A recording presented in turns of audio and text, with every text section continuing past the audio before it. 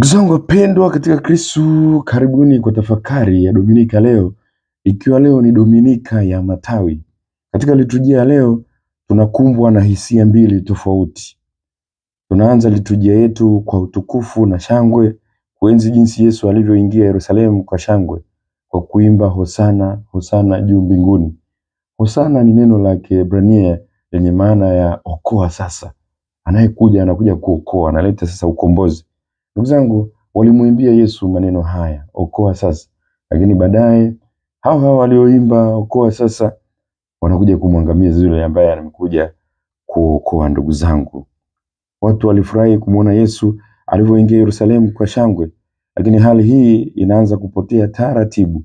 Baada ya kuanza kuingia kwa undani katika masomo yetu, hali inabadilika na kuwa ya kushtua na huzuni. Injili inaishia na kutundikwa kwa Yesu msalabani, na Yesu analia kwa sauti kuu na kusema, Mungu wangu, mbona umeniacha? Na baada ya hayo, Yesu anatoa pumzi yake ya mwisho na kukata roho. Ni nini kilitokea kwa watu ambao walikuwa wakishangilia na kusema, okoa sasa, hosana juu mbinguni, kumsifu alivyoingia Yerusalemu, na hali imebadilika? Ndugu zangu, huu umati unatumaanisha sisi. Ndugu zangu, sisi ndio tulio kigeugeu. Sisi tunapenda kujionesha tu.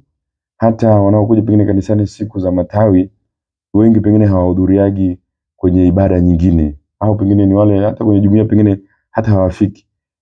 Pengine wanakuja tu kufanya kama ushabiki, lakini kila wakati tunamkana Yesu. Ndugu zangu, kila wakati hatupo na Yesu. Sisi tuache ushabiki wa namna hii. Huu umati ulimwacha Yesu kipindi cha mateso na kipindi alipokuwa msalabani. Huu ndio wakati aliowahitaji zaidi, lakini wao walimwacha. Ndugu zangu, ndivyo ndugu zangu, uliyekuja leo pengine kanisani au ulishika matawi leo, umeshika tu pengine kwa sababu ya ushabiki, na pengine baada ya kumaliza Pasaka utahudhuria pengine tena Ijumaa Kuu, uangalie tu pengine waone jinsi mapadri wanavyolala kifudifudi, usikie pengine ile historia ya mateso inavyoimbwa, wanavyojibizana, pengine ni hiyo tu. Lakini baada ya hapo unapumzika kusali. Hii si sawa. Kuna tofauti na watu ambao wanasema hosana hosana, alafu baadaye wanakuja kugeuza maneno ya hosana, wanasema msulubishe msulubishe. Ndugu zangu, kuna kipindi Yesu anakuhitaji zaidi. Sasa uonekane, uwe kwenye vipindi vya sala, uwe vipindi vya kusaidia maskini, uende jumuiya, uende usaidie kanisa kwa zaka. Yesu anahitaji majitoleo yako, na sio tu kipindi cha ushabiki, kipindi cha Jumapili pengine ya matawi, Dominika ya Matawi. Yesu anakuhitaji umuendee, umwabudu katika Ekaristi, usaidie kanisa kwa zaka, utoe mfano kwa kizazi kijacho kwa matendo yako mema. Sio tu hiki kipindi cha Dominika Matawi au kipindi cha Juma Kuu uhudhurie, na pengine kuna ambao walikuja Jumatano ya Majivu, baadaye tena wamekuja Jumapili ya Matawi, baadaye wataingia Ijumaa Kuu, na pengine wengine watakuja Pasaka usiku, na baada ya hapo mapumziko. Hii si sahihi. Tusiwe watu wa ushabiki, ndugu zangu. Hivyo tunapaswa tumpokee Yesu kila wakati. Yesu ndiye atakayetupatia hadhi. Ndugu zangu, yule punda aliyembeba Yesu alipokuwa tunajua kila wakati, hii ni moja hapo historia ambazo mapadri wengi hupenda kuitumia. Yule punda ambaye alimbeba Yesu wakati Yesu anashangiliwa, pengine punda alijiona ni safi sana, alijiona vizuri, lakini baada ya Yesu kutolewa pale, yule punda pengine alirudishwa huku, pengine wala alikuwa hata haimbiwi, alikuwa hamna chochote. Pengine hata kuna wakati alichapwa viboko ili aweze kutembea haraka haraka aweze kurudi. Ukweli ni kwamba tunapomtoa Yesu tutashindwa kupata utukufu wa kimungu. Sisi tuhakikishe Yesu yupo ndani mwetu, kama yule punda alivyombeba Yesu, na sisi tumbebe Yesu ndani ya mioyo yetu. Hivyo ndugu zangu, tuwe watu wa kumbeba Yesu daima. Zaburi yetu ya wimbo katikati inatoka katika Zaburi ya 22, Mungu wangu, mbona umeniacha? Ni zaburi ya maombolezo ambayo kanisa iliitumia pia katika siku ya Alhamisi Kuu, wakati wakianua vitambaa juu ya altare ya kanisa, kumaanisha jinsi walivyomvua Yesu nguo na kumwacha bila chochote. Ndugu zangu, ni zaburi aliyoimba Daudi Na kipindi hichi Daudi alikuwa na uadui mwingi, akikimbizwa na maadui zake, lakini imebeba unabii wenye kuelezea mateso atakayompata Masiha wa Israeli. Leo tunaitumia kukoleza historia yetu ya mateso. Katika historia hii yote yanayoelezwa katika Zaburi hii yalimpata Yesu, ndugu zangu. Yesu ndiye aliyetobolewa mikono na miguu na kutengwa hata na marafiki zake. Yote haya tumeyasikia katika historia yetu ya mateso. Katika historia hii naomba tujifunze yafuatayo, ndugu zangu. Kwanza, tumeona kwamba ni Maria mama yake Yesu na mtume mwaminifu kama Yohane na wengine wachache ndio walioweza kusimama pembeni nje ya kundi na kusimama karibu na Yesu. Wengine wote walikimbia, ndugu zangu. Waliobaki ni hawa. Nawe usiache kuwathamini wazazi wako na ndugu zako na watoto wako. Mara nyingi watakaobaki hadi ile siku yako ya mwisho watakuwa ni hawa. Marafiki wengine kweli ni wa mpito tu.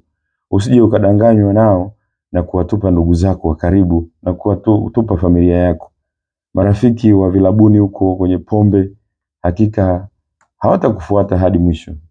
Wakati unaumwa watakuletea tu tikiti na machungwa pengine na maembe na watatoa pengine 20,000, basi wanaacha hapo, wanaondoka.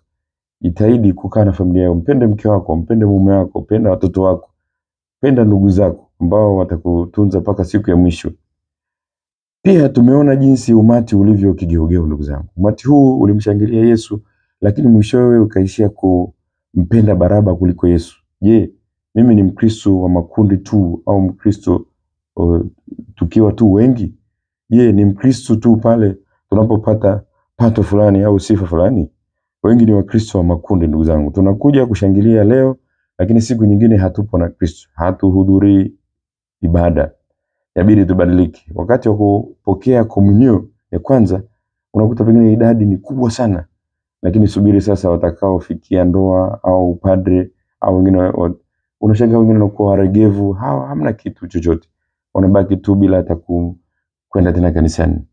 Misa hizi, ndugu zangu, zinakuwa na idadi kubwa sana ya watu. Baada ya hapa hakuna watu tena. Petro alisikia jogoo akiwika na kulia sana na kutubu. Dunia yetu inapaswa kuiga mfano wa Petro. Ikubali kutubu. Ikubali kwamba imekosea. Pale ilipokosea ikiri. Inaposikia sauti ya kinabii, mapadri wanahubiri, wanaonya, wanakumbusha, basi na wewe dhamiri yako ikuume, uweze tayari kabisa kutubu na kumrudia Mungu. Sisi tuwe na dhamiri hai. Dhamiri nyingi hazisikii sauti ya jogoo. Jogoo anawika lakini hazisikii, yani ni mfu, dhamiri mfu.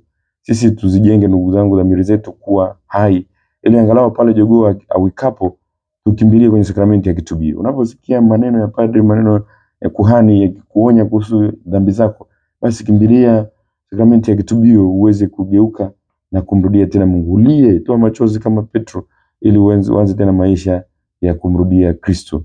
Wengi wetu hatukimbilii sakramenti hii. Ni kwa sababu dunia imeua dhamiri zetu na hatusikii chochote. Tunadharau wale wanaosali, wale wanaotuonya, wanaotusaidia. Tunawadharau na hatuna muda nao. Fufua dhamiri yako, usiwe kama Yuda. Usiwe kafa kama Yuda, ndugu zangu. Yesu alipokumbana na shida alikimbilia sala. Alisali kwa nguvu kweli. Na wewe ndugu zangu, ndugu yangu, kimbilia sala wakati wa kujaribiwa kwako. Mlilie na hakika atakuokoa. Zitakusaidia kukabiliana na mateso kama zilivyomsaidia Yesu kukabiliana na mateso. Mateso ya Yesu yalileta wema hata kwa wale adui zake. Mfano, Pilato na Herode walirudisha urafiki. Halafu Yesu alimponya pia mtumishi wa kuhani mkuu aliyekatwa sikio na Petro. Historia hii ya mateso iruhusu iwe chanzo cha uponyaji kwako. Ikufanye upatane na wenzako wote. Uanze tena upya. Kama baadhi ya wale maskari waliomuua Yesu walivyomnyenyekea mwishoni na kurudi wakipiga vifua, wakiziungama dhambi zao, nasi tufanye haya ndugu zangu.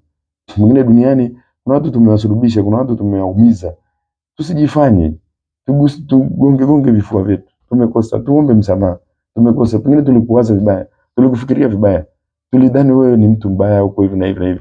Kuna watu tuliwafikiria wako hivi, kumbe hata hawako hivyo. Tukawaumiza, wakaumia na wana maumivu, lakini pengine hatujagonga vifua na kuwafuata na kuambia jamani, samahani, kwa kweli nimekosea, naomba unisamehe. Fanya hivyo kama maskari waliogusa vifua na kuishia kusema kwa kweli huyu alikuwa mwana wa Mungu. Ndugu zangu, katika mateso alifanyiwa kejeli nyingi mno. Kwenye maziko yake alizikwa ndani ya kaburi la wageni na si kwenye kaburi la familia yake au la ndugu zake kama Wayahudi wengine. Ndugu zangu, hata sisi tunaweza tukatengwa hata mpaka siku ya mwisho. Sisi tuwe tayari kutokuwabagua wenzetu, tuwapende wenzetu, na tujue pia duniani wanadamu ni wanafiki. Wanaweza kukufanyia kejeli mpaka ukakata tamaa kabisa. Kama utahuzunika tu na kuishi